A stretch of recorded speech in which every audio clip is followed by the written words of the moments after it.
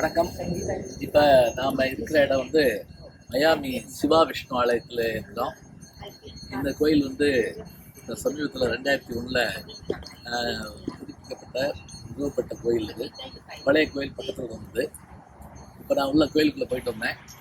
நம்ம ஊருக்காரங்க தான் இருக்காங்க, புதுக்கோட்டை சார்ந்தவர் இருக்கார், அது மாதிரி கும்பகோணத்தை சார்ந்தவர் தான் உள்ள அர்ச்சகராக இருக்கிறாங்க. கோயில் வந்து அவ்வளோ அழகாக இருக்குது. உள்ளே வந்து கதவை திறந்தோடனே நம்ம கண்ணில் படுற தெய்வம் வந்து சிவபெருமான் தான், லிங்க வடிவத்தில் இருக்கார். அதே போல் எல்லா கடவுளர்களும் இங்கே இருக்காங்க.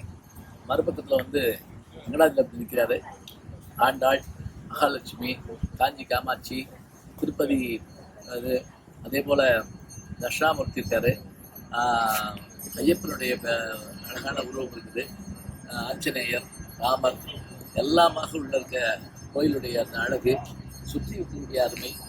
இப்போ பிரம்மோற்சவம் நடக்க போகுது அப்படின்னாங்க. இது தவிர இந்த கோயிலுடைய பெரிய சிறப்பு என்ன அப்படின்னா, இங்கே கந்தசஷ்டி விழா மிகச்சிறப்பாக நடக்குமா.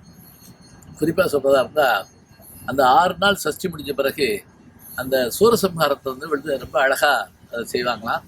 அந்த சூரனை பதைக்கிற காட்சி வந்து ரொம்ப அருமையாக சொல்லப்படுங்கிறாங்க. ரொம்ப மக்கள் வந்து சேரக்கூடிய அருமையான கோயில் இது.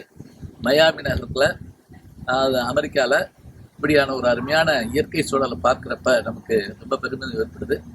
முருகப்பெருமான் எப்படி திருச்செந்தூர் கடற்கரை ஓரத்தில் இருக்காரோ, அதுபோல் இங்கே மயாமி கடற்கரையில் இருக்கக்கூடிய சிவா விஷ்ணு ஆலயத்தில் இந்த முருகப்பெருமானுடைய சன்னதியில் இருந்து பேசுகிறது ரொம்ப பெருமையாக இருக்குது. தொடர்ந்து மயாமி பற்றி நம்ம பார்ப்போம்.